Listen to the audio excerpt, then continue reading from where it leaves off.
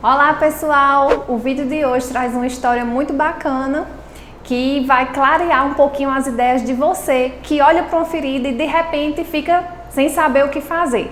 Então confere aí que vai ser demais essa história. Então, tudo bem? Espero que sim, e a gente traz hoje pela Unicicatriza mais uma das histórias que a gente vivencia no nosso dia a dia e isso é bastante comum. Então, se você é uma pessoa que se identifica com esse tipo de problema, não se preocupe, você não é o único, você não é a única. Olhar para uma ferida e não saber o que fazer é super comum.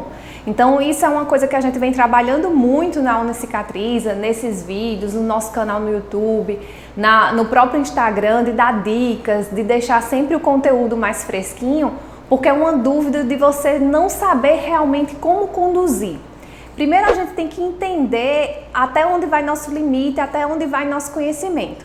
E para isso eu trago uma história para vocês, que é um pouquinho de uma história minha. Eu comecei a trabalhar no hospital e aí meu primeiro emprego foi no hospital psiquiátrico. E no hospital psiquiátrico está todo mundo bem, exceto mentalmente.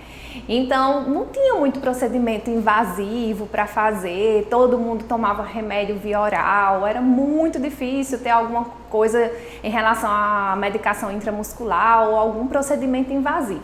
Então, eu passei quase que 3 anos lá e minha rotina era muito da burocracia, da evolução e do atendimento a cada paciente, mas não na parte de assistência, vamos dizer, invasiva.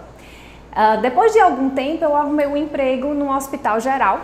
E aí, meu primeiro desafio foi passar uma sonda vesical.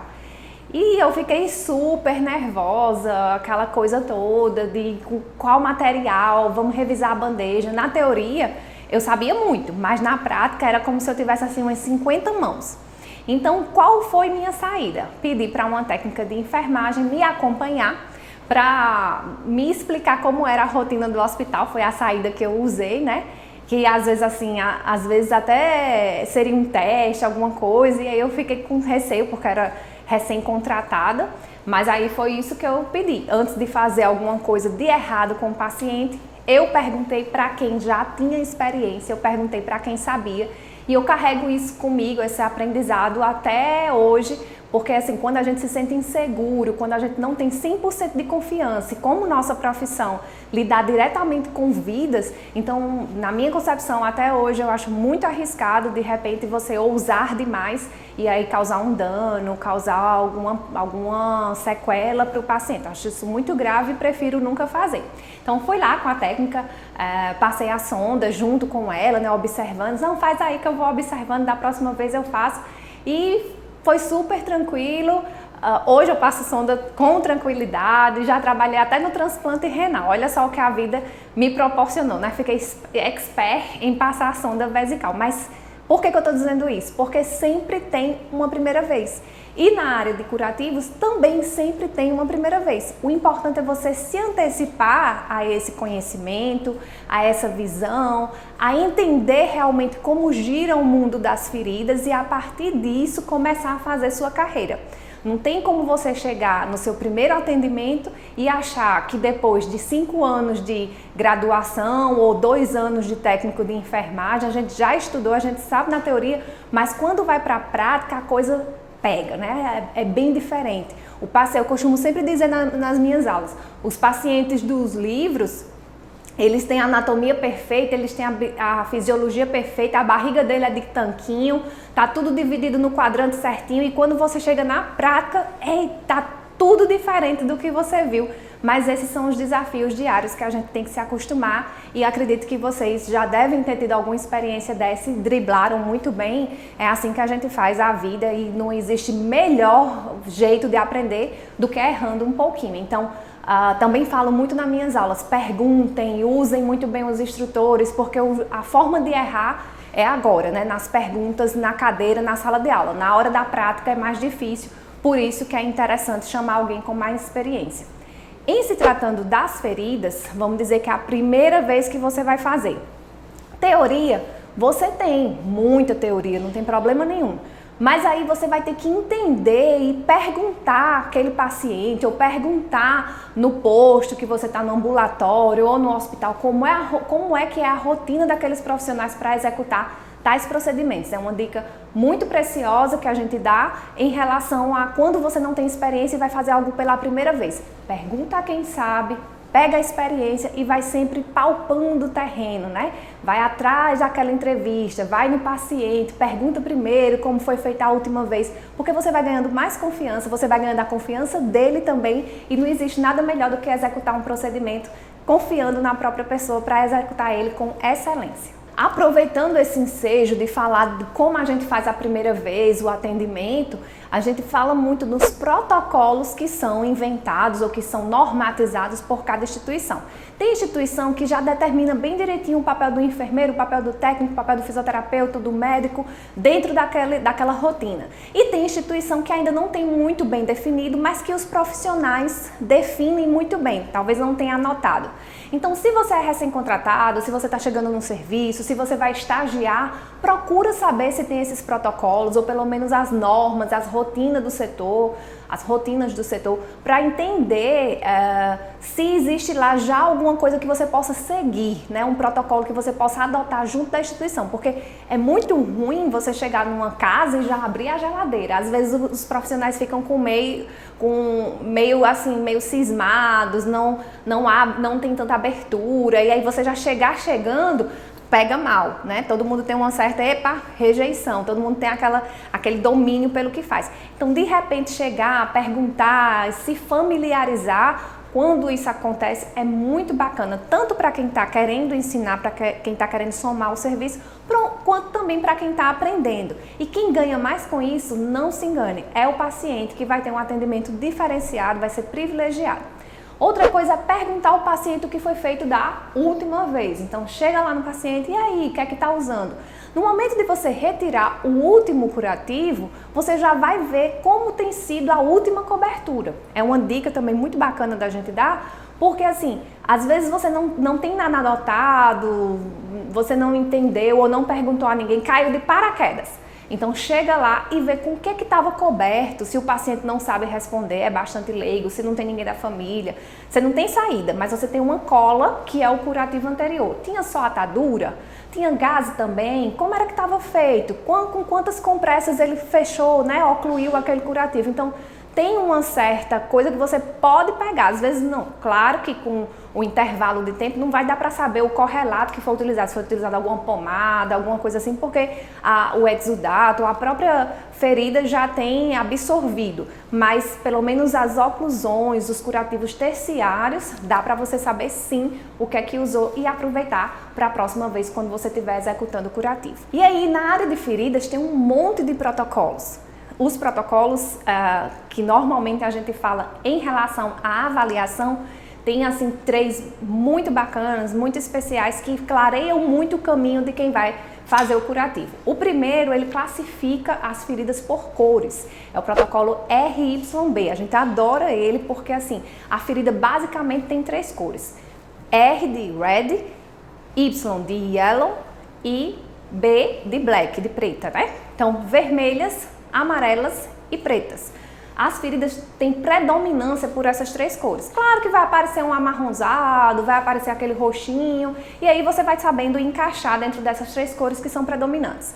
Então, quando a gente fala em red, que é o vermelho, a gente fala de tecido de granulação. É o melhor tecido que existe para se cultivar numa ferida, né? É ali que você vai ter o termômetro que ela está ficando ótima, que ela está ficando boa, que o processo cicatricial está andando bem, que com pouco tempo nova pele vai se formar e vai vir o tecido de epitelização, pois em outro vídeo a gente pode gravar a diferença desses 2 tecidos. O yellow, que é o amarelo, são os esfacelos, né? Antigos chamados de fibrina. Muita gente ainda usa esse termo fibrina, mas não é mais para usar, porque fibrina é microscópica. Então a gente entende que aquele tecido amarelado, que fica se esfacelando, que fica saindo da lesão, que às vezes quando você puxa a gaze tem um pouquinho dele na gaze, que quando você lava com um jatinho de soro sai um pouquinho desse esfacelo, esse tecido é inviável, esse tecido não presta, esse tecido está colonizado por bactérias, então eu tenho que me livrar dele. Então o amarelo, não quero. E o preto, aí sim, esse sim é que eu não quero de jeito nenhum, que são as necroses, né? O black, o preto. Então são tecidos mortos, altamente colonizados, normalmente traduzem infecções. Então o protocolo RYB faz a gente avaliar as lesões pelas cores dos tecidos presentes. Isso é muito bacana, muito útil no nosso dia a dia, mas não é o suficiente. Confere aí que tem mais protocolo. Tem outra ferramenta muito bacana chamada PUSH. Ela é utilizada, ela foi escrita, né, para lesões por pressão. Mas assim, eu gosto muito de utilizá-las em feridas de membro inferior. Nada impede ou que você também na sua prática possa utilizar para aquela ferida que você está avaliando naquele momento. Então, temos 3 scores para avaliar nesse tipo de ferramenta, na PUSH. Primeiro, os centímetros que a ferida mede. Sempre medir no sentido céfalo-caudal. Então, você começa da cabeça e vai até o pé, no sentido longitudinal. Então, esse vai lhe dar o comprimento. E da direita para a esquerda do paciente, você vai medir a largura e vai multiplicar esses 2 valores e assim vai dar os centímetros quadrados. Como é que eu faço isso, já que eu não sou matemática? Eu também tenho muita dificuldade. Vocês viram que para falar direita e esquerda eu tive que pensar um pouquinho, mas tudo bem. Então, se sua ferida de cima para baixo tem 2 centímetros, beleza, mas aí da direita para a esquerda ela tem 5 centímetros, você multiplica 2, que foi o comprimento, versus 5, que foi a largura. Então, 2 vezes 5, 10. Sua ferida tem naquele momento 10 centímetros quadrados. Anotou lá na ferramenta PUSH e passa para avaliar o exudado. Às vezes, da primeira vez, não dá para a gente avaliar o exudado porque é a primeira troca de curativos, mas na segunda você já vai anotar. Como é que a gente avalia o exudato de uma lesão? E isso aí é uma dica muito bacana, que eu costumo falar nas aulas e todo mundo fica bem interessado de saber esse bizu. Você coloca uma gaze ou um chumaço de gaze, um pacotinho de gaze lá. Caso a ferida não exacerbe o limite da gaze, dela fique lá contida, a gente diz que o exudato é moderado, que ele está lá no cantinho. Caso não apareça exudato nenhum ou fique só um meladinho, esse exudato é muito raro, é muito pouco, é muito escasso. E caso esse exudato passe das gases, às vezes até passa da atadura, passa da outra cobertura que a gente colocou, até às vezes da espuma, esse exudato sem dúvida é abundante. Então, para avaliar uma lesão, avaliar o exudato é assim de suma importância, porque ele é o termômetro que vai dizer como é que vai ficar a minha lesão em si, como é que vai ficar a minha pele perilesional, como é que vai ficar as bordas da minha lesão, e isso são pontos chaves para uma boa cicatrização. Ok, e finalizando a ferramenta PUSH, a gente vai olhar o tipo de tecido, que aí similar à ferramenta RYB, a gente vai eleger 3, granulação, esfacelo ou necrose. E aí cada um vai pontuar um score, que se for granulação vai pontuar menos, se for esfacelo vai pontuar um pouquinho mais e necrose vai pontuar um pouquinho mais. Essa ferramenta dá um parâmetro, dá um score de 0 a 17 do qual é o grau que está a sua lesão. Vocês podem conferir aí na tela como é que você preenche. E aí, a cada vez que você for fazer o curativo, vocês preenchem esse score e vê se está evoluindo para frente ou se está evoluindo para trás. Esse número vai te dizer, no dia 10 de março, por exemplo, eu fiz e o número deu 10. Ok, então eu vou fazer no dia 11 de março ou no dia 12 de março nesse mesmo paciente e eu vou avaliar. Se o número cresceu, então não fiz tanta coisa boa. Se o número diminuiu, ótimo, minha conduta está ok. E aí eu vou aproveitar um pouquinho mais para trabalhar nesse paciente e sempre diminuir o número até zerar. Outra ferramenta para avaliação de lesões é a dita Braden. Eu acho que todo enfermeiro deve conhecer a escala de Braden, porque é tipo um carimbinho naquela cadeira de semiologia que você pagou, na cadeira de clínica ou na cadeira de UTI, em algum local. No curso de enfermagem você vai ter que conhecer a escala de Braden. Ela tem aí na tela para vocês e ela vai medir, né, também vai mensurar essa gravidade ou não do paciente com lesão. O ideal, pessoal, é quando o paciente chega na UTI, por exemplo, que é o local mais comum onde se aplica a escala de Braden, é que seja aplicada imediatamente quando ele chegou, porque essas escalas são trabalhadas como um risco, né? Elas vão trabalhar o risco que o paciente tem em adquirir lesão.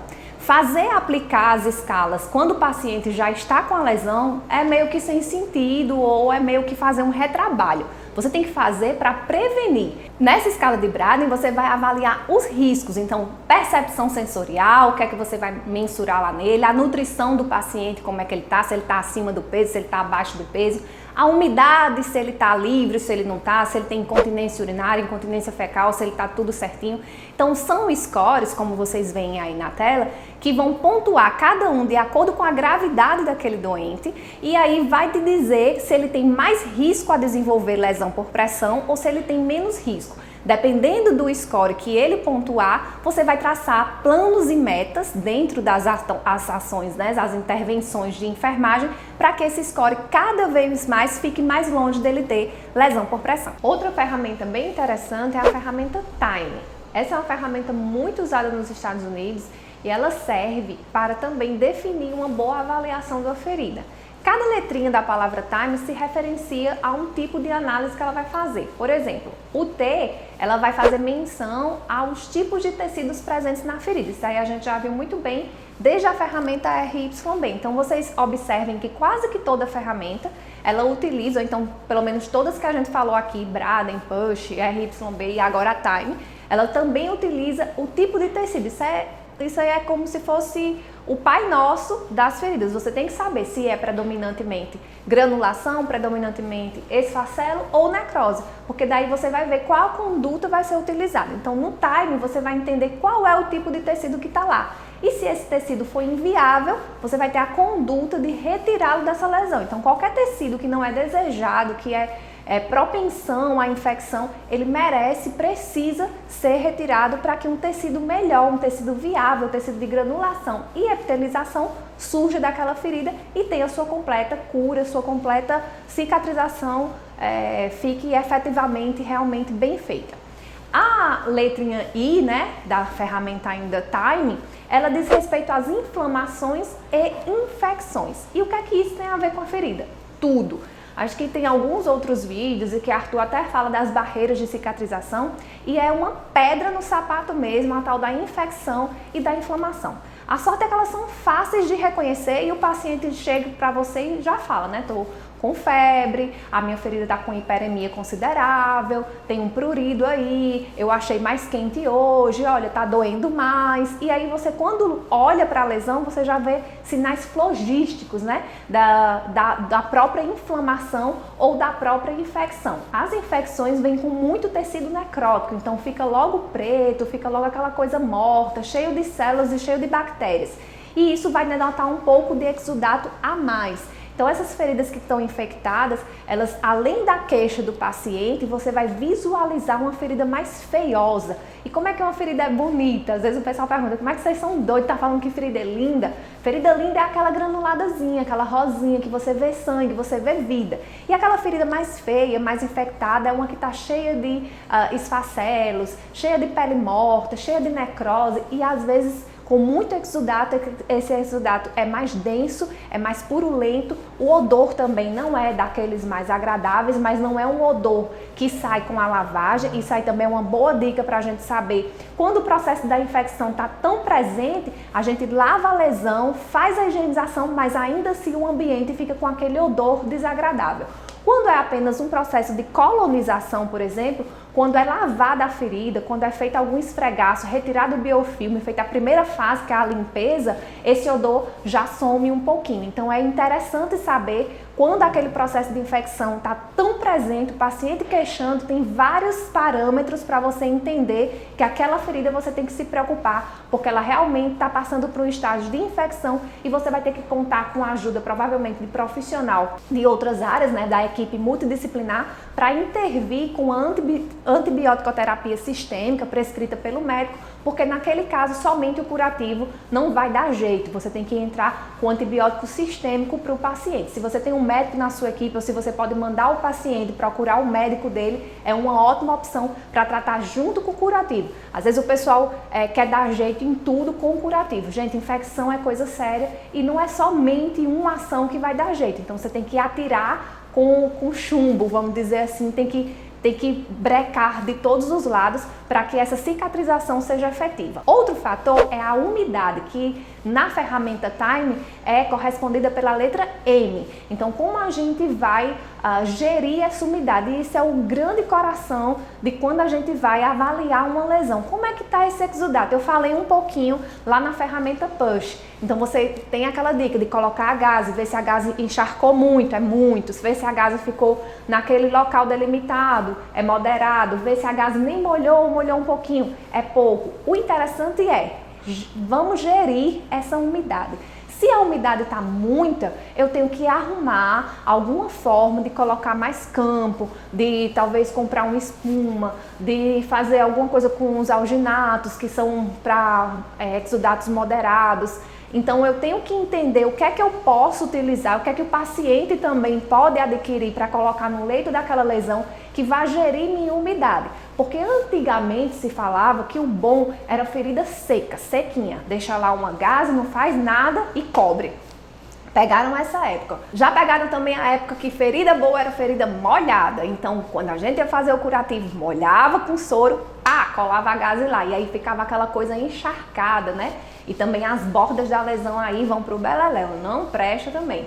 Então hoje tem um grande consenso em que gerir a umidade você está fazendo mais de 50% do favor à cicatrização. Você tem que entender bem como é que vai gerir essa umidade e é o que traz a ferramenta Time também na letra M.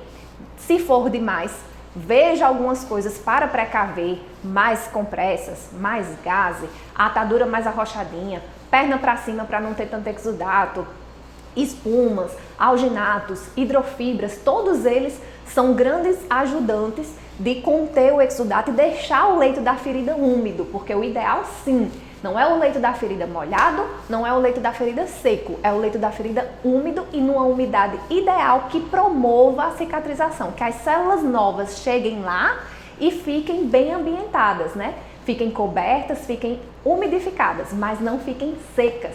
E outra coisa interessantíssima na hora da remoção do curativo anterior é que se essa ferida estiver muito seca, quando você puxa a gaze, você faz eu costumo dizer nas aulas, uma depilação. Então você não é um depilador, você é uma pessoa que está fazendo curativo. Ter muito cuidado com a dor também do paciente, porque tudo que o corpo teve cuidado para fazer, o que o profissional teve cuidado para fazer no curativo, se você puxar a gaze de uma vez e não tiver quantidade de exudato suficiente para retirar, você vai fazer uma depilação da granulação. E isso não é bem-vindo de jeito nenhum.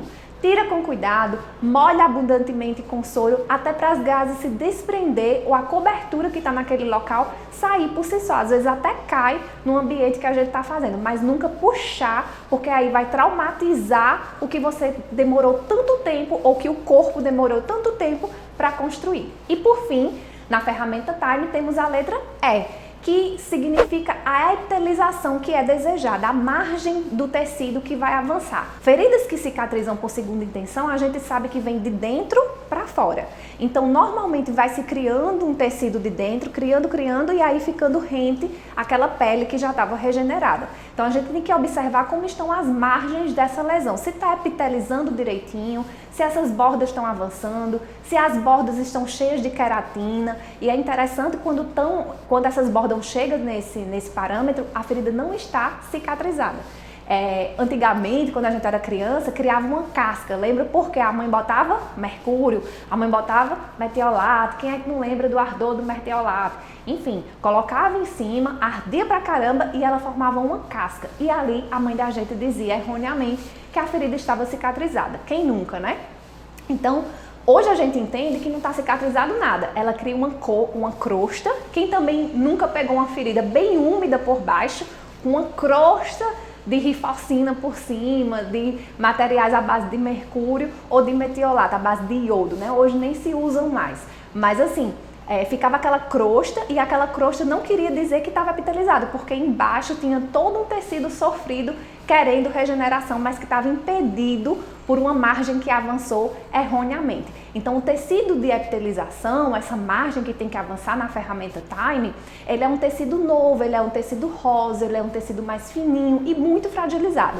Nessa fase a gente tem que avaliar bem, porque qualquer pequeno trauma, até o manuseio mesmo na troca do curativo, pode fazer com que essa ferida abra novamente. Então a gente tem que entender que esse tecido é neoformado, são células novinhas, jovens, e todo jovem, assim como um bebê, como um recém-nascido, requer cuidado.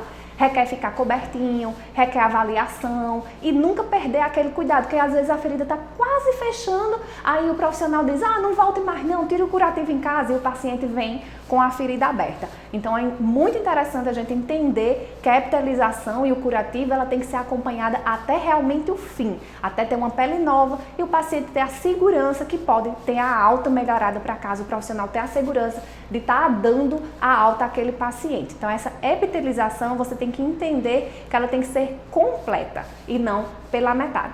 Nessa margem que não avança, a gente pode entender que pode ser a queratose que eu tinha falado, e é muito comum em pés diabéticos e você tem que retirar esse excesso de queratose. Então, são queratinócitos que migram para lá e aí fazem aquela barreira, deixando a pele mais amarelada, casquenta, né, cascuda, e não faz com que essa margem avance ou a epitelização avance.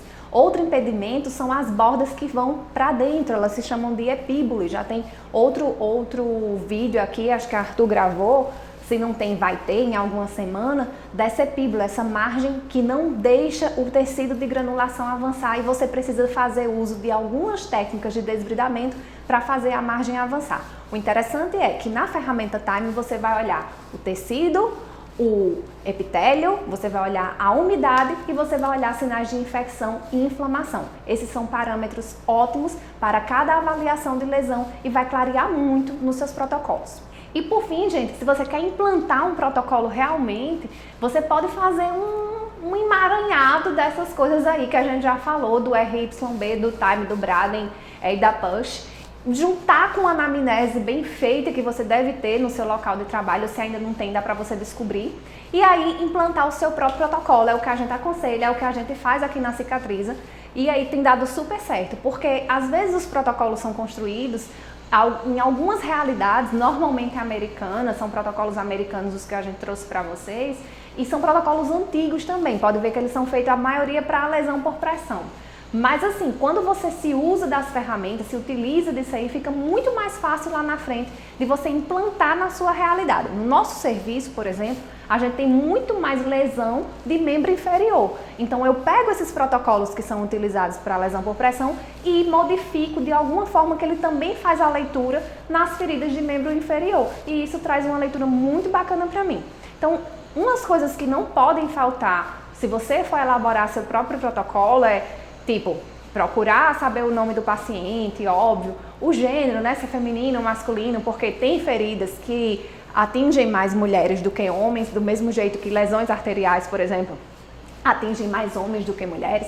A idade e a faixa etária vai ser muito importante para você também ter um parâmetro de que tipo de lesão acomete mais jovens, de que tipo de lesão acomete mais idosos, de onde vem esse paciente, a procedência, de onde que ele mora, zona rural, zona urbana, e você vai ter um parâmetro, se na zona rural ele tem mais dificuldade para se locomover, porque tem que andar muito para pegar um carro, tem que andar muito para fazer uma feira, alguma coisa do tipo, dá para se basear, além de também ter a leitura do saneamento básico. Educação desse paciente e do familiar, às vezes o paciente não tem um nível cultural muito bom, e aí o que você fala para ele não entende, tem que você falar para ele e para a família. É interessante isso a gente falar, porque muitas vezes, pelo paciente ser idoso, os profissionais só se dirigem à família. E esse paciente acaba aqui gerando um conflito, dizendo, por que não está falando comigo? Então é muito importante, seja lá que nível cultural o paciente for, ou que escolaridade o paciente tenha, você tem que conscientizá-lo daquele problema, porque quando você está doente, todo mundo entende que tem alguma coisa, algum processo que não está dando muito bem. Então todo mundo se compromete quando ele toma ciência da verdadeira gravidade daquele problema que ele está apresentando. Se você detectou, através da sua entrevista, através da anamnese, do protocolo que você vai implementar, que esse paciente tem um pouco de dificuldade, chama a família no outro curativo, mas nunca, nunca mesmo deixa de conscientizá-lo daquele problema e educá-lo também do que ele pode fazer em casa, de como ele pode ficar melhor, do que você está fazendo com a cicatrização, de como é que é esse processo e se ele ajudar, como vai ser melhor. Outro parâmetro que a gente sempre coloca é doenças anteriores ou doenças atuais, doenças da família. Então, muitas vezes essas doenças de membros inferiores, nessas úlceras, são consequências de fatores genéticos. Insuficiência venosa é a clássica, né? Então a gente tem que entender também se a família apresentou, se ele tem propensão a apresentar, e isso é algo que também deve ser preenchido. Outra coisa importante também nesse questionário é você saber se ele faz uso de medicamentos, porque alguns medicamentos são fatores de impedimento para a cicatrização. Exemplo, corticosteroides, quimioterápicos. Então, se você anota lá, dá para dar uma... nunca ouvi falar nesse grupo de medicamento.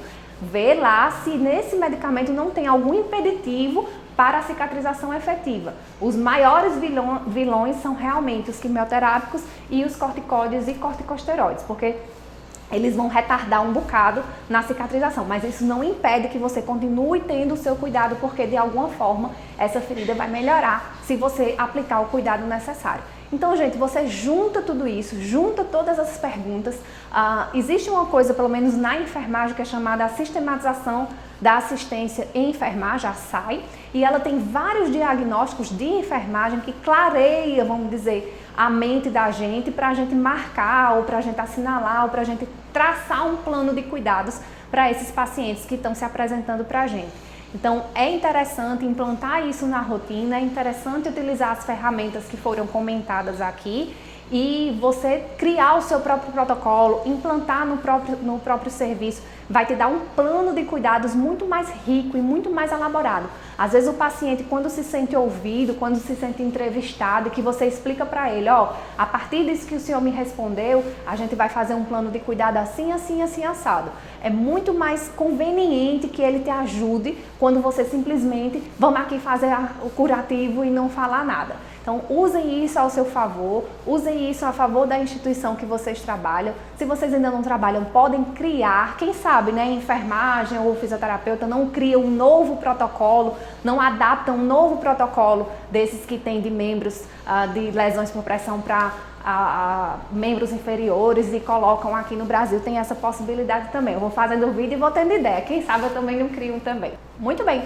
Então, o vídeo de hoje foram sobre protocolos, como é que a gente chega na casa de alguém e começa a fazer uma nova jornada, né? Começa a fazer as rotinas. Se não existem protocolos nessa casa, como é que a gente pode criar? Vamos dizer que você acabou de ser concursado, acabou de ganhar um emprego novo e quer implantar os protocolos, ou está tendo dificuldade nesse seu serviço por falta de protocolo, porque você sabe, fez algum dos nossos cursos, aprendeu tudo bem, mas aí seu colega do período noturno, do período diurno, ou do outro dia não dá continuidade, às vezes é falta de protocolo. Então a gente acredita que fazendo o protocolo, preenchendo tudo, você tem um controle melhor da evolução da cicatrização, da evolução desse paciente, da evolução da lesão. Quando o trabalho é feito em conjunto, ele é muito melhor do que quando a gente faz sozinho. Então é isso, pessoal. Utilizar os protocolos, saber como chegar no ambiente para trabalhar, ter sua primeira vez, é tudo de bom. Saibam trazer o máximo de experiência, né? Absorver o máximo de experiência. Sempre é uma aventura, sempre a gente se lembra das histórias,